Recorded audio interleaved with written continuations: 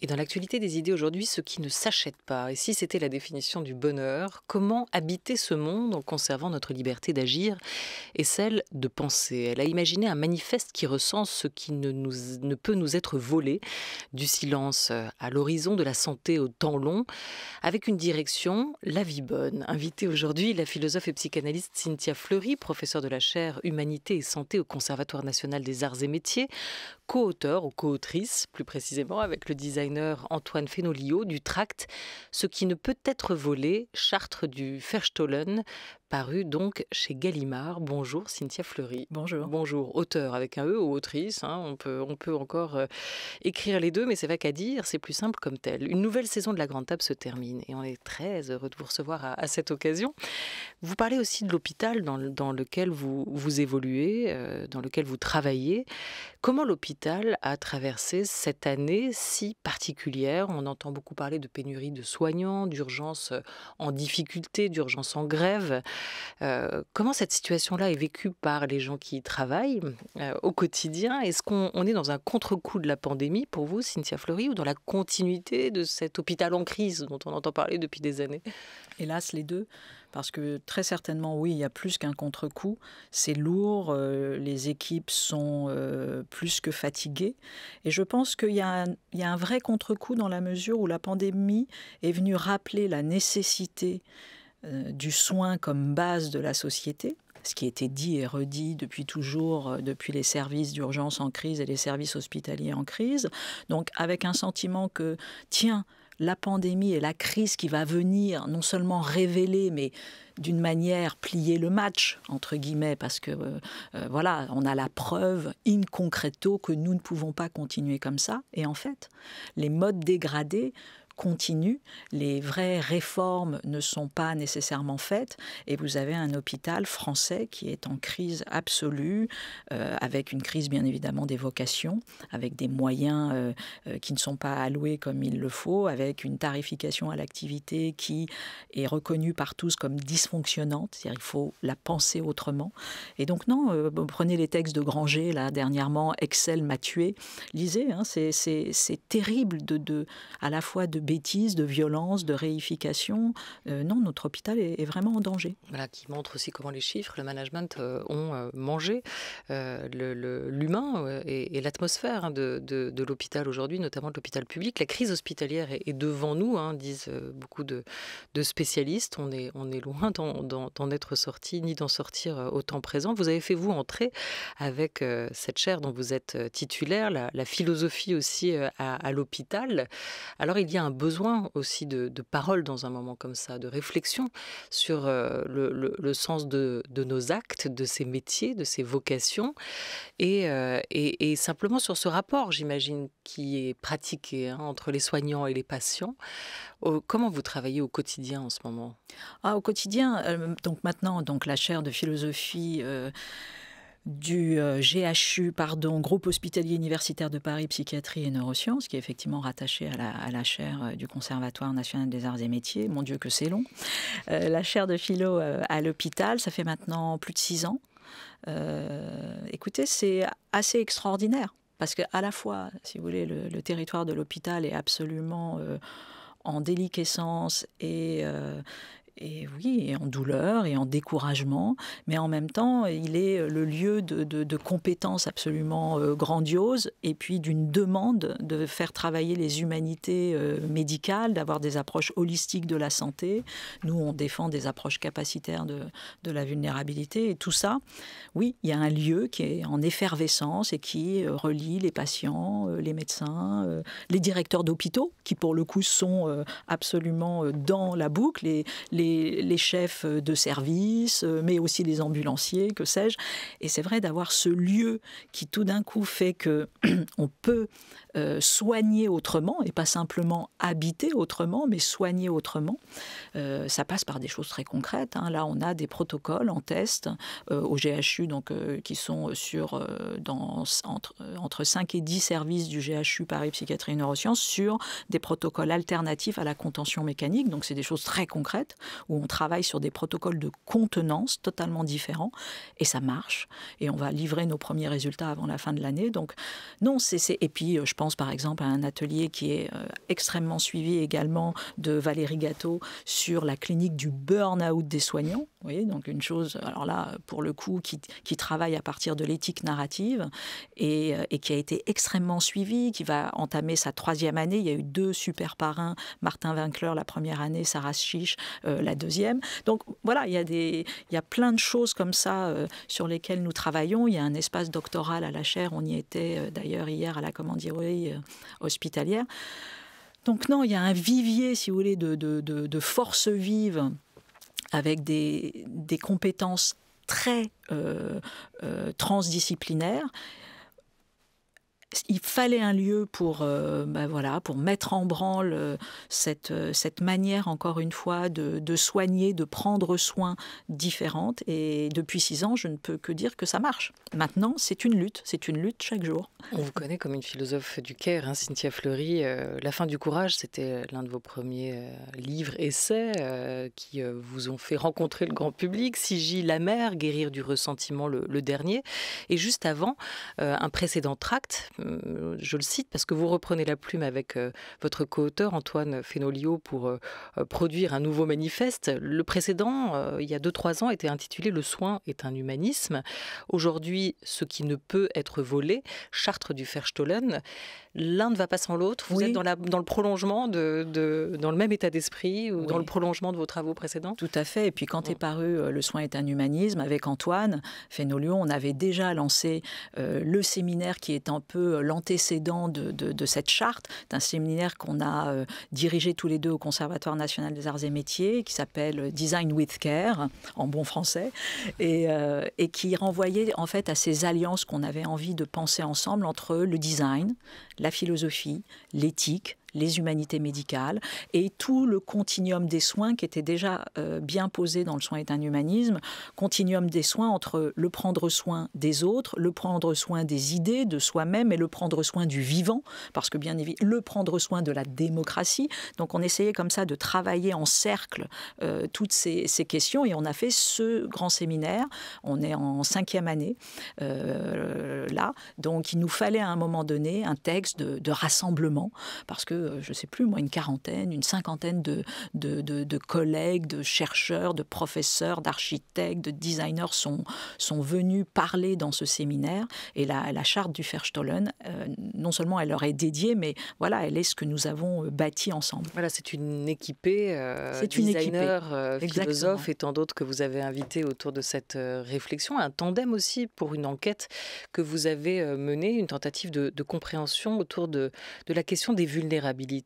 Et on les sait, et on les sent très présentes aussi aujourd'hui. C'est dans ce contexte-là que vous vous êtes mis à réfléchir à ce qu'il nous faut à tout prix protéger, à ce qu'il ne nous faut pas brader ni négocier, à ce fameux de ce qui ne peut être volé. Ce serait quoi, du coup?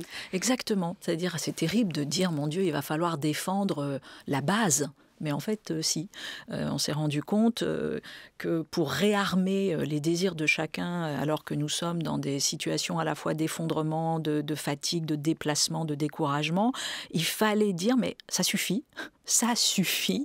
Il y a des choses qui, effectivement, ne peuvent plus être confisquées, alors que bien évidemment, elles sont inappropriables. Je donne un exemple. Préserver une vue.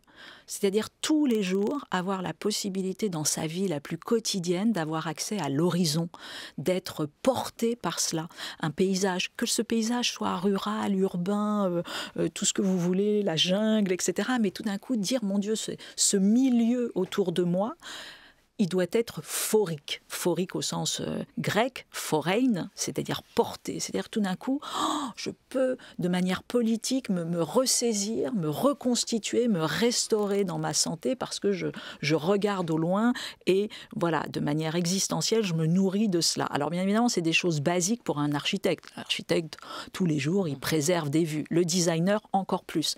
Mais quand on a fait cette charte avec Antoine, c'était pas ça l'enjeu. L'enjeu, c'était de dire... Qu'est-ce que c'est demain préserver une vue pour un directeur d'hôpital? Qu'est-ce que c'est demain préserver une vue pour un directeur de prison? Qu'est-ce que c'est demain préserver une vue pour un directeur d'école, etc., etc. C'est-à-dire des lieux qui, dans un premier temps, ne pensent pas que tiens, l'accès à l'horizon, c'est vital pour la vie bonne. Donc, vous voyez, hein, la charte, elle est bien évidemment à destination des urbanistes, des architectes, mais en fait, non. Elle est à destination de l'architecte qui sommeille en nous, hein, l'urbaniste qui sommeille en nous, les politiques, leur dire attendez, ça suffit les politiques publiques, c'est pas la technocratie qui nous permet d'habiter le monde, la technocratie c'est un outil au service d'eux, mais voilà, donc la vue, le silence, on va peut-être en parler. Donc comme ça, on a fait 10 points non négociables qui paraissent évidents, mais qui en fait ne le sont plus. La santé physique et psychique, le soin apporté aussi aux morts et à la mort, à cette question-là aussi plus globalement. Verstollen, charte du Verstollen. Alors c'est de l'allemand. Qu'est-ce que ça veut dire exactement Verstollen ? Verstollen, ça veut dire furtivement. Voilà. Et alors pourquoi l'allemand ? D'abord parce que ça suffit l'anglais. Bon, donc voilà déjà. Donc c'était refaire lien avec la grande tradition aussi des Lumières allemandes et puis bien évidemment faire un petit écho au Bauhaus. C'est pas rien. Le Bauhaus c'est bien sûr une charte essentielle, le manifeste du Bauhaus, mais c'est aussi un grand mouvement politique hein, contre le nazisme. Et puis il y avait aujourd'hui, vous savez, le New Bauhaus qui est maintenant porté par la Commission européenne. Donc c'était une manière comme ça de, allez hop, de se faufiler entre Bauhaus et New Bauhaus et de dire Verstollen. C'est furtif, c'est furtivement, et puis ça faisait un écho voilà, à un écrivain qu'on aime particulièrement, qui s'appelle Alain Damasio, qui a écrit un roman, Les Furtifs. Et donc, c'était une manière de politiser quelque chose qui avait déjà été un item littéraire important, mais de dire, en fait, cette notion de furtivité, qui est très littéraire, qui est très stylistique, en fait, elle peut nous enseigner beaucoup de choses politiquement parlant. Pour une raison très simple, c'est que je crois que chacun sait aujourd'hui que nous sommes sous le panoptique. La surveillance est généralisée, les applis, l'Internet des objets, les yeux, puis même la manière dont nous nous surveillons sans cesse. Alors ça, il l'explique très bien. Alain Damasio, l'écrivain, justement, sur ce terme de furtif. Les furtifs, hein, c'est le titre d'un de ses romans. Pourquoi il l'a choisi et ce qu'il mettait aussi dans ce choix d'incarner ces personnages, de les présenter comme des furtifs, furtivement. On retourne en son avec Alain Damasio. Bien sûr, arrivent les réseaux, arrive le téléphone portable, arrive l'Internet, et on se rend compte qu'on rentre dans moi ce que j'appelle maintenant le régime de la trace, quoi. C'est-à-dire que c'est la trace qu'on laisse à la fois dans la rue par la triangulation et la géolocalisation, et à la fois sur les réseaux par évidemment tous les surfs, les tweets, les chats, les mails qu'on envoie. C'est ce régime de la trace qui produit la valeur, puisque évidemment les GAFA orpaillent ces traces, les data mine, les corrèlent. Et je me disais, bon Dieu, ça a basculé, ça a changé. Et qu'est-ce qu'on peut faire face à ce régime de la trace, face à un monde qui est encore plus panoptique, encore plus contrôlé, encore plus producteur de données personnelles et intimes. Et c'est là que ça m'est revenu, cette idée de l'angle mort, d'endroits où seuls les furtifs avaient pu mettre les pieds ou les pattes. Et je me suis dit, il faut que je bâtisse une espèce d'envers des sociétés de traces, et cet envers, ça pourrait bien être la furtivité. Voilà. J'aimais beaucoup cette opposition entre cet angle qu'on croit mort, mais qui est justement l'endroit de plus grande vitalité aujourd'hui, le fameux blind spot, où un début de liberté est possible. Voilà, furtivement. Pour penser cette notion, vous avez donc convoqué l'écrivain Alain Damasio, mais aussi le neuroscientifique Antonio Damasio, un spécialiste des émotions. On écoutait à l'instant Alain Damasio expliquer pourquoi et comment ce terme furtif a été donné à ses personnages et à son roman. Il y avait cette envie aussi pour vous de révéler ou de mettre en lumière ces angles morts et cette possibilité d'aller s'y réfugier pour sortir de cette société des traces. C'était un enjeu essentiel de liberté, puisqu'aujourd'hui, en fait, on voit que voilà, ce qu'on nous présente comme un outil de liberté, parce que très souvent, la technique se présente comme une augmentation de liberté, et en fait, la technique est aujourd'hui un monitoring très, très fort de non-liberté. C'est-à-dire qu'en fait, et Damasio l'explique très bien, on est tracé perpétuellement, mais on est tracé pour construire des déterminismes techniques, algorithmiques en l'occurrence, pour nous proposer, pour précéder notre désir. Ça, c'est, je dirais, la version la plus douce, mais la version la plus hard demain, c'est des empêchements, c'est des captations de liberté, c'est des confiscations, c'est des passes qui vont surgir partout pour pouvoir faire des tâches quotidiennes. Donc, l'enjeu, c'était de dire, on doit habiter le monde, donc on doit demeurer, mais effectivement, il faut échapper en même temps aux techniques de surveillance. Oui, alors tout ça, c'est mauvais pour nos libertés, mais c'est peut-être aussi mauvais pour notre santé ou notre santé mentale, non? C'est exactement, c'est-à-dire que là aussi, la charte fait sans cesse ce lien entre ce qui est politique et ce qui est clinique, thérapeutique. Et là aussi, je pense que c'est pour ça qu'on a posé le care, entre guillemets, la philosophie du soin, comme une phénoménologie du politique. Ça veut dire quoi? Ça veut dire qu'en fait, ça rend visible tout ce que le politique veut rendre invisible et qui est de plus en plus inacceptable. Et donc, on met en lumière tous ces points de vulnérabilité et à partir de là, on renverse le pouvoir d'une certaine façon. Et on fait en sorte que ne se joue pas là de la domination, mais au contraire un prendre soin. Pourquoi on a besoin de se prendre soin? Parce que c'est se prendre soin. À partir de se prendre soin, on reconstitue, on restaure nos capacités d'agir, nos puissances d'agir. C'est pas prendre soin, c'est se prendre soin, c'est quoi? C'est prendre soin de soi? C'est prendre, si vous voulez, prendre soin les uns des autres. C'est en fait revenir à la base, qui est un tout petit peu d'humilité et de comprendre que nos puissances d'agir, elles ne sont pas, elles ne surgissent pas de nulle part, elles ne surgissent pas simplement des idées, elles surgissent à un moment donné du soin qu'on nous a porté et que nous portons aux autres. Et ça, c'est matriciel et ça nous donne de la force, ça nous rend agents de notre vie. Et sans ce soin inaugural, en fait, on perd de la puissance d'agir. Comment on prend en compte nos vulnérabilités, puisque c'était le point de départ de cette enquête que vous avez menée avec Antoine Fenolio? Comment prendre en compte nos vulnérabilités et comment cesser au fond de les nier? Vous apportez une réponse, 2 mots, alors en anglais, mais je vais le faire en français juste après, les proofs of care, les preuves de soins aussi. Qu'est-ce que c'est ces preuves de soins et qu'est-ce qu'elles nous permettent d'établir? Pourquoi il faut les recenser, les inventorier? Exactement, il faut les inventorier, il faut les cartographier, c'est la base de l'enquête, c'est un texte qui fait aussi beaucoup écho aux travaux de Latour, et puis on en parlera peut-être aux travaux de Patrick Bouchain, on est vraiment en lien aux travaux de Lusso, enfin tout ça c'est des camarades de route, des compagnons, cette notion aussi de fellows, elle est absolument essentielle, on fait la route ensemble, on construit des collectifs qui nous protègent, qui protègent nos individus, nos singularités, nos personnes. Donc les proof of care, les preuves de soins, c'est un enfant rapidement du proof of concept. Le proof of concept, c'est une notion très industrielle.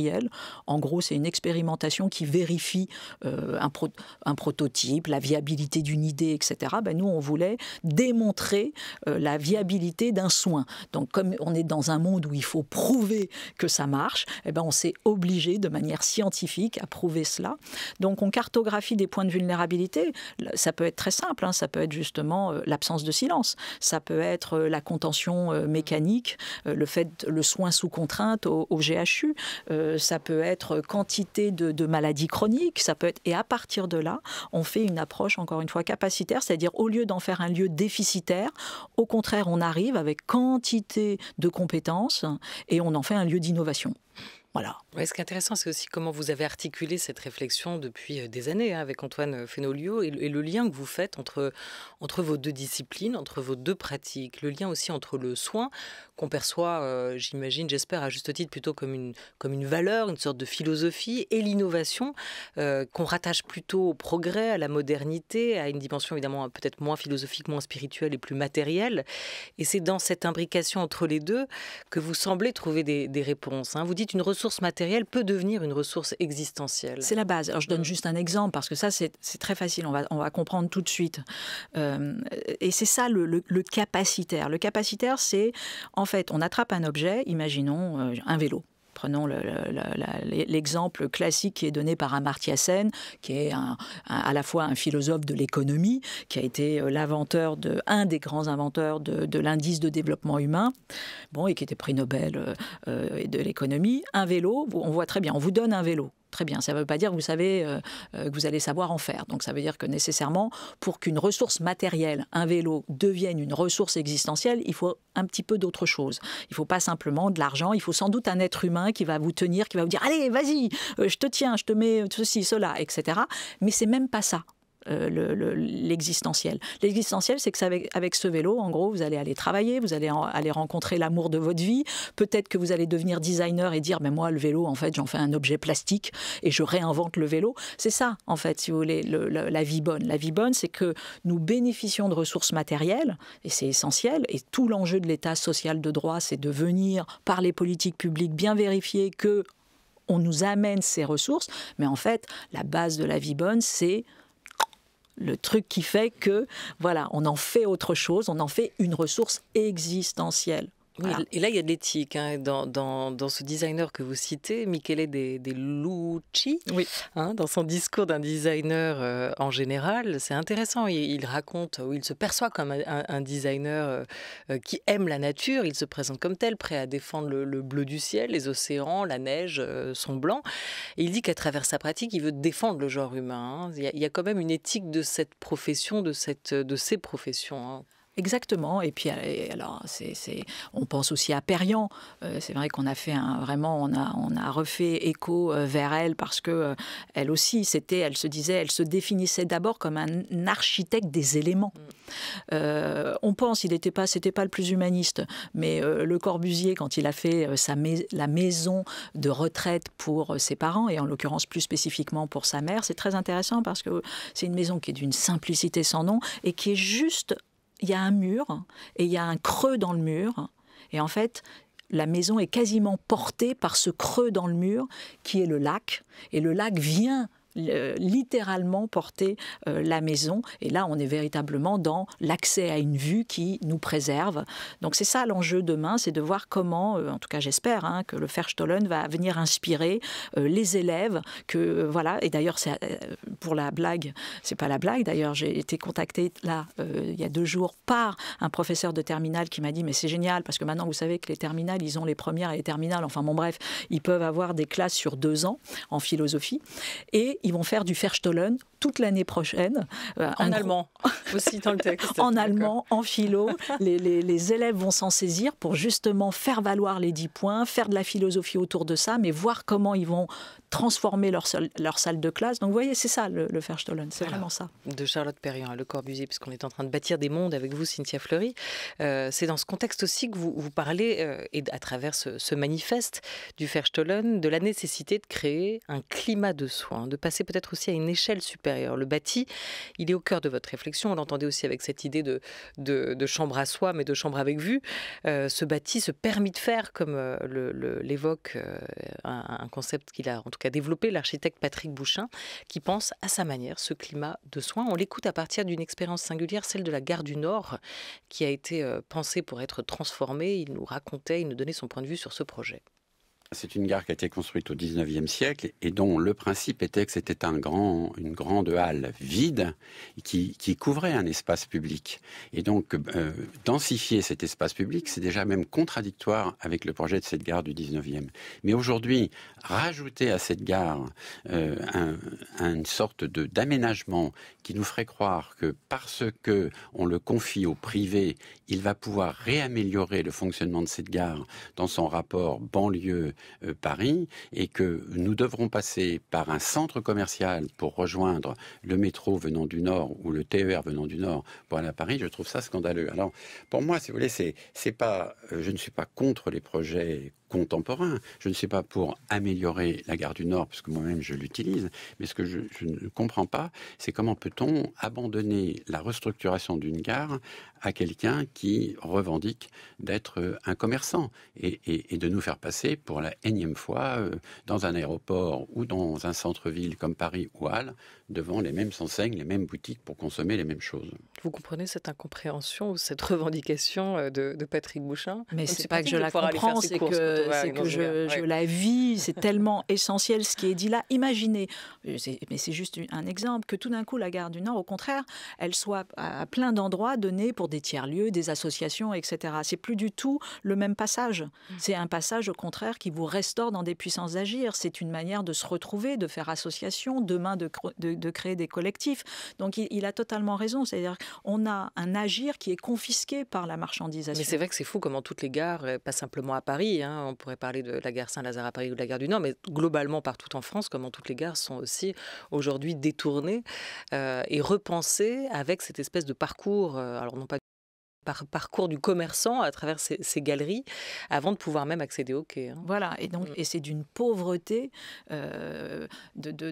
c'est même l'antithèse de la mobilité, si vous voulez. C'est-à-dire qu'en plus, on est totalement déplacés comme des bœufs, comme des moutons, alors que ces lieux pourraient être, au contraire, encore une fois, des lieux de rencontre réels pour dire, mais tiens, cette association qui travaille sur telle et telle question, telle autre sur le climat, la lutte contre le réchauffement climatique, telle autre sur l'éducation, etc. Bon, donc Bouchain, ça a été essentiel. Il est porteur notamment d'une loi. Donc c'est ça aussi qui est génial, si vous voulez, c'est que on est allé chercher des auteurs qui à la fois travaillent de manière conceptuelle, de manière très innovante, mais en même temps tout le temps s'insèrent dans le jeu institutionnel de base, parce que c'est important de fonctionner avec les outils qui nous sont proposés. Bouchain, c'est notamment l'article 88 de la loi 2016 qui nous permet aujourd'hui d'aller habiter un endroit et de le dénormaliser. Ça veut dire quoi? Ça veut dire que quand vous arrivez dans un endroit et que vous faites la preuve qu'on peut rester dans cet endroit en ne respectant pas tout un délire de normes qui a rendu inhabitable ce monde, on renverse le rapport de force et on fait que oui, on peut l'habiter et on va pouvoir le garder, etc. Il y a un exemple fameux, l'hôtel Pasteur à Rennes, il y en a d'autres.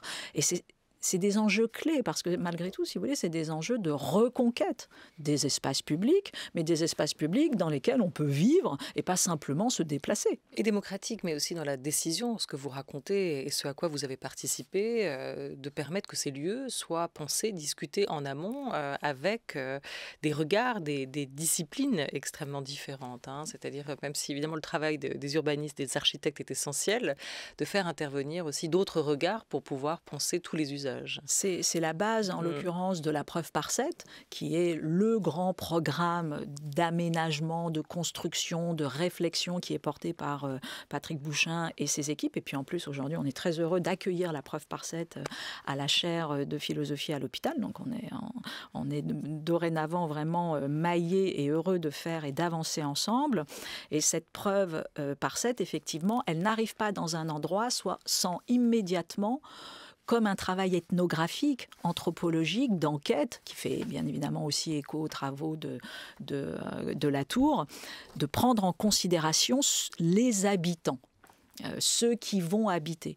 Et donc on construit effectivement un lieu en prenant en considération ces différents points de vue et on travaille avec eux. Encore une fois, c'est pas pour, vous avez tout à fait raison, c'est pas du tout pour nier l'apport essentiel des architectes, c'est simplement pour proposer d'autres manières de faire. Alors, on a cité notamment le point 1 de cette charte du Verstollen avec la perspective, l'idée d'accéder à une vue. Vous avez évoqué le silence, on va y revenir en son. C'est le principe à la radio, on va pas faire un silence trop long, mais on va pouvoir peut-être raconter ce qui est important pour vous comme point, cette idée d'un droit au silence, avec les mots de Juliette Volclair. Elle est productrice de radio, elle est critique sonore et chercheuse indépendante. Elle a notamment signé cette année à la découverte l'orchestration du quotidien, ou comment l'environnement sonore influence-t-il notre vie. Ce que j'ai noté, comme je pense une bonne partie des gens qui vivent en ville dans le monde occidental, c'est la disparition des sons de moteur. Alors j'ai la chance de vivre dans un endroit où on entend déjà beaucoup les sons d'oiseaux tout en étant en ville. Mais généralement, ils se posent au-dessus des petites notes aiguës, au-dessus d'un fond de grave qui est composé par les voitures qui passent sur la grande rue à proximité. Et la disparition en fait de ce fond de basse, effectivement, était assez notable à ce moment-là, puisque ces sons de basse qui s'accompagnent également des sons de roulement ou des sons de climatisation, qui elles n'ont pas été interrompus pendant le confinement, sont tous des sons hérités de la deuxième révolution industrielle que Murray Schafer, un compositeur canadien, a nommé comme étant de la pollution sonore dans les années 1970. Par exemple, le niveau sonore dans des cités HLM n'est pas le même, et la qualité d'isolation ne sont pas les mêmes que dans des quartiers riches. Et donc tout l'environnement sonore s'en trouve impacté. C'est-à-dire ce ne sont pas les pauvres qui sont bruyants, mais les pauvres sont assignés à des quartiers où il y a du bruit, où le bruit est stocké en quelque sorte. Voilà, le bruit, le silence, les inégalités sociales qui traversent cette question-là, et aussi peut-être les vertus de l'un et de l'autre. Évidemment, dans cet extrait, Juliette Volclair revenait sur ce qu'on avait vécu tous pendant le confinement, en quoi ça avait pu aussi modifier notre rapport au bruit, Cynthia Fleury. Oui, dans la charte, on défend justement 4 grandes fonctions du silence et ça fait absolument écho à ce qui est posé là. La fonction clinicienne, thérapeutique du silence dont on a besoin tout simplement pour se sentir bien physiquement, psychiquement. Moi, je me souviens, en l'occurrence, très souvent ce silence qui fait place au bruit, elle le dit, de la nature. J'avais travaillé, j'étais chercheur au Muséum national pendant quelques années et avec ma collègue Anne-Caroline Prévost, je me souviens, elle m'emmenait baguer les pigeons et c'est peut-être une des qui m'a vraiment ouvert de nouveau ce lien vers le silence de la nature qui ne fait pas silence, mais on a besoin de silence pour en prendre considération. On fait également écho à Hugonnet qui a beaucoup milité pour aujourd'hui une résolution à l'UNESCO de défense du silence, de droit au silence. Ça veut dire quoi ? Ça veut dire que le silence, c'est une ressource cognitive. On en a besoin pour bien penser, pour se concentrer. C'est une ressource clinicienne, thérapeutique. C'est une ressource pour le sacré. Comment se recueillir correctement si on ne fait pas silence ? On en a besoin dans les espaces publics parce que c'est une fonction politique. Comment bien se parler, comment bien délibérer démocratiquement si, à un moment donné, on ne s'écoute pas, si on ne fait pas silence, etc., etc. On voit que le fardeau sonore est toujours porté par les plus vulnérables. C'est toujours les mêmes. Voilà. Donc aujourd'hui, on a encore une fois une confiscation du silence par les espaces de luxe, alors que c'est une denrée essentielle pour l'âme, l'esprit, le corps. Donc le Verstollen défend également le silence. Voilà, enquête sur nos vulnérabilités et nos manières de refaire du commun dans ce tract qui paraît ce qui ne peut être volé, Chartres du Verstollen, Cynthia Fleury avec Antoine Fenolio. Vous êtes là encore en tandem donc pour signer ce court essai. Je le disais, c'est presque la fin de la saison pour la grande table et je vous ai demandé d'arriver peut-être avec une idée, un titre de lecture. Il nous reste 1 minute. Une lecture qui a compté pour vous cette année, qui vous a éveillé. Cette année, d'ailleurs, on en parle dans le Verstollen, c'est Gémen et Rankovic. François Gémen et Alexander Rankovic. Voilà, qui ont produit un atlas de l'Anthropocène et c'est tous les travaux, ça renvoie aux travaux de l'atelier de cartographie de Sciences Po. Vraiment, je vous invite à découvrir ces cartes terriblement inspirante et qui raconte en fait tout ce qu'on veut dire sur les interdépendances entre la nature, l'homme, les vulnérabilités, comment on essaye de renverser ça, comment on fait des cartodynamiques pour pas essentialiser encore une fois les vulnérabilités. Merci beaucoup à vous, Cynthia Fleury. Demain, justement, pour la dernière grande table de la saison, nous recevrons 2 femmes, Barbara Domenex, qui est endocrinologue et qui a réfléchi à la place des énergies fossiles aujourd'hui, et Marie-Monique Robin, réalisatrice. On leur a demandé aussi de venir nous parler, notamment des livres qui, dans leur parcours intellectuel, ont éveillé leur conscience, 2 lanceuses d'alerte, donc, autour de la grande table des idées, pour cette dernière, demain, jeudi. Merci beaucoup à vous, Cynthia Fleury, d'avoir été avec nous. Un grand merci à toute l'équipe de la Grande Table, à Lucas Bretonnier qui a programmé cette émission, à Laura Dutèche-Pérez qui l'a préparée. Merci à Henri Leblanc pour la Grande Table Culture du jour avec Denis Ménochet, que je vous invite à réécouter. À la réalisation, c'était Thomas Beau avec Sofiane Actib à la technique.